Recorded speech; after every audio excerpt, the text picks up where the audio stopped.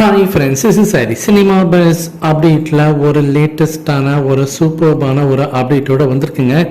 So Jailer படத்தோடைய domination இந்த வருஷம் நம்ம தென்னிந்திய சினிமாவை பொறுத்த வரைக்கும், நம்ம இந்திய சினிமாவை பொறுத்த வரைக்கும் எந்த அளவுக்கு இருந்திருக்கு அப்படின்றதுக்கான அதிகாரப்பூர்வ அறிவிப்பு வந்திருக்கு. சன் பிக்சர்ஸ் பார்த்தீங்கன்னா இதை அஃபிஷியலாகவே அனௌன்ஸ்மெண்ட் பண்ணிட்டாங்க.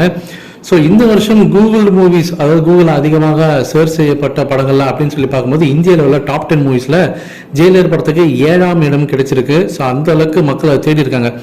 அதே போல் டாப் 10ல் பார்த்தீங்கன்னாக்கா ஜெயிலர் திரைப்படம் மட்டும்தான் நம்ம தென்னிந்தியாவிலேருந்து இருக்கு. என்னன்னா நியர் மீ அப்படின்ற மெசேஜ், அதாவது படம் ரிலீஸ் ஆனதுக்கப்புறம் அந்த படம் எங்க பக்கத்தில் வந்து எந்த தேட்டரில் ஓடுது அப்படின்னு சொல்லிட்டு சர்ச் பண்ணுறதா நியர் மீ. ஸோ அதில் பார்த்தீங்கன்னா டாப் 10ல் ஒன்லி மூவின்னு பார்த்தாக்கா நம்மளது மட்டும்தான். ஸோ வேற யாருமே இந்த சவுத் இந்தியாவிலேருந்து வேற யாருமே கிடையாது. அந்த அளவுக்கு மக்கள் தேடி அந்த படத்தை பார்த்துருக்காங்க அப்படின்றது இது சோர்ஸ் வந்து பார்த்தீங்கன்னா கூகுள் இந்தியாவிலேருந்து இது கிடைக்கப்பட்ட டேட்டாஸ். இது சன் பிக்சர்ஸ் அஃபிஷியலாகவே இப்போ அனௌன்ஸ்மெண்ட் பண்ணியிருக்காங்க. இது ஒரு பெரிய பெருமை அப்படின்னு தான் நான் சொல்லுவேன். அடுத்தது இதுல இன்னொன்று பக்கம் நான் பார்க்கணும். சரி, ஜெயிலர் திரைப்படத்தோட வசூல் எவ்வளோ, இந்த அளவுக்கு பெருமையாக இருக்கிறது ஓகே, எந்த அளவுக்கு வசூலுக்கு வச்சிருக்கு அப்படின்னு சொல்லிட்டு பார்த்தீங்கன்னாக்கா ஒரு முன்னணி நியூஸ் பேப்பர், டெய்லி நியூஸ் பேப்பரில் இப்போ ரிலீஸ் ஆயிருக்கு. இந்த வருஷம் வர்த்தகம் பார்த்தீங்கன்னாக்கா நம்ம இந்திய சினிமாவுடைய வர்த்தகம் வந்து 13,000 நடந்திருக்கு.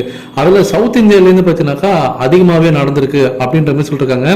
தமிழ் சினிமாவுடைய வருவாயும் அந்த பாக்ஸ் ஆஃபீஸோட வசூலும் பார்த்தீங்கன்னாக்கா அதிகரிச்சிருக்கு அப்படின்ற மாதிரி அந்த ஆர்டிக்கல் குறிப்பிட்டிருக்காங்க. அதில் குறிப்பாக நம்ம ஜெயிலர் திரைப்படத்தை என்ன சொல்கிறாங்கன்னா, இந்த வருஷம் அதிகமாக வசூல் குவிச்ச படங்களில் தமிழ் சினிமாவில் ஜெயிலர் திரைப்படம் தான் டாப் நம்பர் 1 பொசிஷனில் இருக்குது. 600 crores மேலே இந்த படம் வந்து வசூல் குவிச்சிருக்கு அப்படின்ற மாதிரி சொல்லியிருக்காங்க. அடுத்தது 2ஆம் இடத்துல பார்த்தீங்கன்னாக்கா நம்ம லியோ படம் இருக்குது. ஸோ லியோ படத்தோடைய வசூல் எந்த அளவுக்கு இருக்குது அப்படின்றது இந்த இடத்துல நம்ம ஓப்பனாக சொல்லி தான் ஆகணும். ஸோ ஜஸ்ட் வந்து பார்த்தீங்கன்னாக்கா 320 கோடி தான் இந்த படம் வசூலை குவிச்சிருக்கு அப்படின்ற மாதிரி சொல்லியிருக்காங்க. பொன்னியின் செல்வன் படத்துக்கு நிகராக அந்த படம் வந்து வசூலை குவிச்சிருக்கிறதா சொல்லியிருக்காங்க. ஸோ அப்போ அந்த படத்தோடைய வசூல் எந்த அளவுக்கு கம்மியாக இருக்குன்னு பாருங்க. ஜஸ்ட் 320 340 crores தான் அந்த படம்.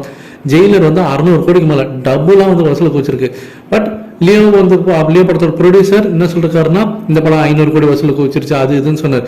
எல்லாமே தன்னோட ஃபேன்ஸ், விஜய் சாரோட ஃபேன்ஸ் வந்து திருப்திப்படுத்துறதுக்காக தான் அவர் இதெல்லாம் சொல்லியிருக்காரு அப்படின்றது தெளிவாக புரியுது. இதுக்கு இன்னொரு எக்ஸாம்பிள் என்னன்னா, வட மாநிலத்தை சேர்ந்த ஒரு முக்கியமான சினிமா விமர்சகர் அவர் என்ன போட்டிருக்காருன்னா, லியோ படத்தோட ஃபைனல் கலெக்ஷன் வந்து ஜஸ்ட் வந்து பார்த்தீங்கன்னா 200 கோடிக்குள்ளே தான் அந்த வசூல் குவிச்சிருக்கு.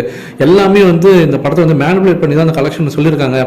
ஓவர்சீஸ்லாம் சேர்த்துமே கூட பார்த்தீங்கன்னா 250 240 தாண்டாது, அதிகபட்சம் 300க்குள்ளே தான் இருக்கும் அப்படின்ற மாதிரி அவர் சொல்லிருக்காரு.